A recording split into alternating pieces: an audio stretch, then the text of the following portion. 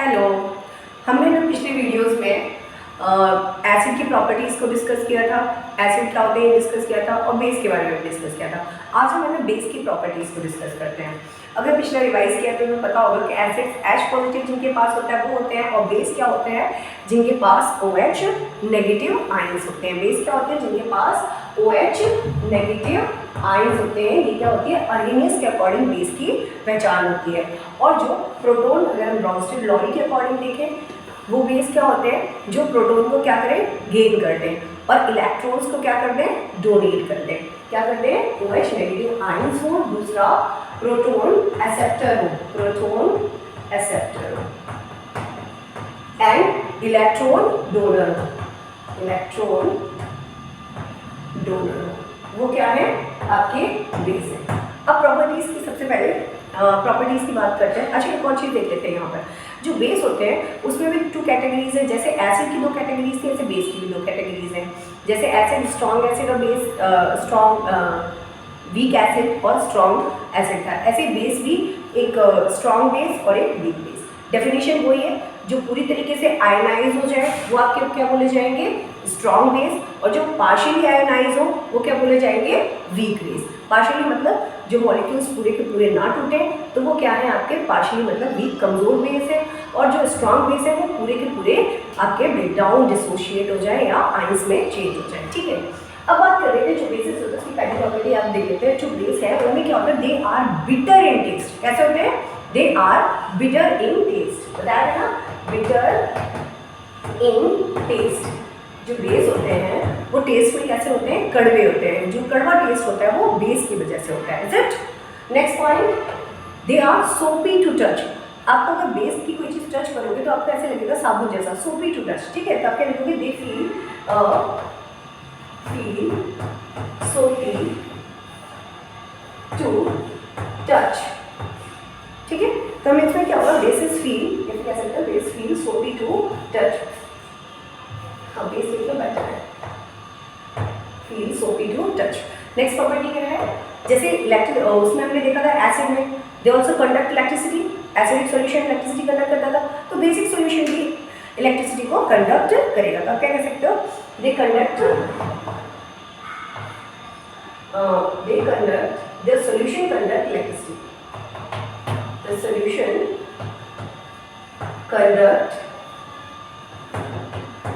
Electricity. क्यों? क्योंकि उसमें आयंस आ जाएंगे, और जब आयंस आ जाते हैं तो इलेक्ट्रिसिटी का कंडक्शन होता है। एंड नेक्स्ट लिटमस पेपर की भी बात करी थी, तो जो बेस होते हैं वो कौन से लिटमस पेपर को किसमें चेंज कर देते हैं, ये रेड लिटमस पेपर को। Turn red litmus paper, red litmus to blue. Next property की बात करते हैं। अच्छा, जैसे एसिड में प्रॉपर्टीज बहुत सारी थी, बेस में कम है। बेस में क्या है, बेस है ना मोस्टली रिएक्शन ज़्यादा शो नहीं करते। अब नेक्स्ट एक यहाँ पे आ जाती है, बेस को अगर हम एसिड से रिएक्ट कर रहे हैं, मतलब यहाँ पे क्या है, बेस को मेटल से रिएक्ट कर रहा है, reaction of base with metal.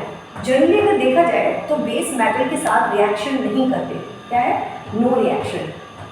But 2-3 exceptional case हैं जहाँ पर बेस रिएक्ट करते हैं, जैसे कि आपका एल्यूमिनियम हो गया, जिंक हो गया, लेड हो गया, इनके साथ बेस रिएक्ट करते हैं। और कौन सी गैस प्रोड्यूस करते हैं, हाइड्रोजन गैस। तो ये एक्सेप्शन है और एग्जाम में सबसे ज़्यादा पूछा भी जाता है। तो यहाँ पे एक केस देख लेते हैं हम इसका, मेटल एक बेस ले लेते हैं, strong base NaOH, sodium hydroxide, और इसका रिएक्शन करवा देते हैं। हम देखते हैं मेटल कौन सा, जिंक के साथ करवा देते हैं। ये कैसा केस है, एक्सेप्शनल केस है, इसको याद रखना इंपॉर्टेंट है। तो सोडियम हाइड्रोक्साइड से जब जिंक की रिएक्शन करवाओगे तो क्या बनेगा, सोडियम जिंकेट, और फॉर्मूला क्या बनेगा, Na2ZnO2। इसको क्या बोलते हैं हम, sodium zincate. If you are in 10th class then it is most important, zincate, sodium zincate form होता है। प्लस में कौन सी गैस प्रोड्यूस होगी, हाइड्रोजन गैस। जैसे जिंक रिएक्ट करता है ऐसे ही कॉन्सेप्ट एल्यूमिनियम मेटल को भी हम पढ़ते हैं और पीवी लेड को भी पढ़ते हैं। तो बाकी अदर जो मेटल्स हैं वो बेस के साथ रिएक्शन नहीं करते और हाइड्रोजन गैस को इन्वॉल्व नहीं करेंगे। लेकिन ये 3 एक्सेप्शनल केसेस हैं जो हम पढ़ जो कि क्या करेंगे, बेस से रिएक्ट करेंगे और कौन सी गैस इन्वॉल्व करेंगे, hydrogen. This reaction is balanced. अगर रिएक्शन बैलेंस नहीं है तो क्या करो, यहाँ पर 2 Na है और यहाँ पर भी 2 Na करने के लिए यहाँ पर लगा दो। I think now reaction is balance. एक और प्रॉपर्टी देख लेते हैं। क्या है ये? बेस को अगर एसिड से रिएक्ट करवाएंगे तो बताओ दोनों अपोजिट है ना। एसिड प्लस बेस क्या बनेगा? पिछले वाले में भी हमने पढ़ा था, एसिड प्लस बेस क्या बनेगा यहाँ पर? सॉल्ट प्लस में आपको क्या मिलेगा? वाटर। Salt plus water. तो ये कौन सी रिएक्शन होगी? एसिड क्या होता है? H positive ion. बेस के पास क्या होता है? OH negative ion. दोनों ने कॉम्बिनेशन किया तो आपका क्या बन गया? वाटर। ठीक है, क्या मिलेगा आपको? वाटर फॉर्म हो जाएगा। और साथ में अगर आगे होता है तो एसिड को सॉल्ट बना देता है। तो H positive OH negative water, इसी रिएक्शन को हम क्या बोलते हैं? न्यूट्रलाइजेशन रिएक्शन बोलते हैं। एक और प्रॉपर्टी देख लेते हैं। अगर हम क्या करते हैं? बेस को रिएक्ट करवाते हैं नॉन मेटल ऑक्साइड से। किससे? लास्ट प्रॉपर्टी क्या है? Base react with non metal oxide. Non metal oxide तो क्या बनेगा यहाँ पर? सेम वही, सॉल्ट प्लस वाटर। क्या बनेगा? सॉल्ट प्लस में वाटर। एग्जाम्पल ले लेते हैं। बेस कौन सा ले लें? चलो हम बेस ले लेते हैं कैल्शियम हाइड्रोक्साइड। अगर यहाँ नहीं दिख रहा तो लिख देते हैं। ठीक है,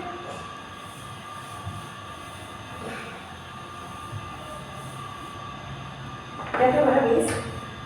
बेस हमने ले लिया CaOH होल ट्वाइस। जल्दी से बताओ, CaOH होल ट्वाइस को क्या बोलते हैं? Calcium hydroxide. नहीं, इसका दूसरा नाम स्लैक लाइन। क्या बोलते हैं इसको? Slack line. और लाइम बोलते हैं। स्लैक लाइन में हमने क्या किया? इसके अंदर है ना कौन सी? एक नॉन मेटल ऑक्साइड लेनी है। नॉन मेटल ऑक्साइड ले लेते हैं कार्बन डाइऑक्साइड। कार्बन डाइऑक्साइड को जब रिएक्ट कराएंगे तो क्या बनेगा यहाँ पे? कैल्शियम हाइड्रोक्साइड और कार्बन डाइऑक्साइड दोनों रिएक्ट करेंगे तो बनता है कैल्शियम कार्बोनेट, CaCO3। इसको हम पता है क्या बोलते हैं? लाइमस्टोन भी बोलते हैं। कैल्शियम कार्बोनेट और लाइमस्टोन। और एक इसको हम सॉल्यूट में प्लस में क्या रिमूव हो जाएगा? Water. Check it that the reaction is balanced और नॉट। देख लेते हैं। कैल्शियम एक, कार्बन कार्बन, ऑक्सीजन 3 4 और यहाँ पे ऑक्सीजन कितनी है? 3 और 4। Balanced reaction.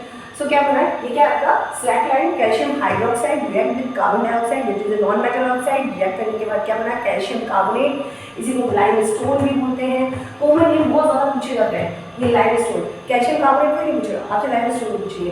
तो यहाँ पर भी स्लैक लाइन में लाइन वाटर बोलेंगे। स्लैक लाइन को CO2 पास कर दिया। CO2 गैस है तो क्या हुआ यहाँ पे? आपका लाइमस्टोन प्लस में वाटर फॉर्म हो जाएगा। सो एक बार रिवाइज कर लेते हैं कि without revision nothing is there. क्या देखा? पहले जितने भी बेसिस होते हैं वो क्या करते हैं? OH नेगेटिव आयंस होता है उनके पास। दूसरी चीज़, बेस क्या होते हैं? प्रोटॉन एक्सेप्टर्स होते हैं और इलेक्ट्रॉन डोनर होते हैं। नेक्स्ट प्रॉपर्टी स्टार्ट करते हैं। तो बेस कड़वे होते हैं टेस्ट में, बिटर इन टेस्ट, सोपी टू टच, इलेक्ट्रिसिटी को कंडक्ट करते हैं, इनके सॉल्यूशन इलेक्ट्रिसिटी कंडक्ट करते हैं। नेक्स्ट, अगर बेस को अगर आप रिएक्ट करवाते हो किसके साथ? मेटल्स के साथ जनरली रिएक्शंस नहीं करते, बट एक्सेप्शनल केस में कुछ मेटल्स हैं जो रिएक्ट करते हैं। उनमें से जिंक है, एल्यूमिनियम है, लेड है। जिंक का मोस्ट इंपॉर्टेंट है। जब रिएक्शन कराया तो क्या बना? सोडियम जिंकेट, Na2ZnO2 प्लस में कौन सी गैस रिलीज हुई? हाइड्रोजन। नेक्स्ट उसके बाद देखा अगर बेस को एसिड के साथ रिएक्ट कराते हैं तो क्या होता है? Salt plus water. यहाँ पे क्या हुआ? Total neutralization reaction. And the last one क्या है? बेस को हमने किससे रिएक्ट करवाया था? नॉन मेटल ऑक्साइड से। जब नॉन मेटल ऑक्साइड से रिएक्ट करवाओगे तो क्या बनेगा आपका यहाँ पर?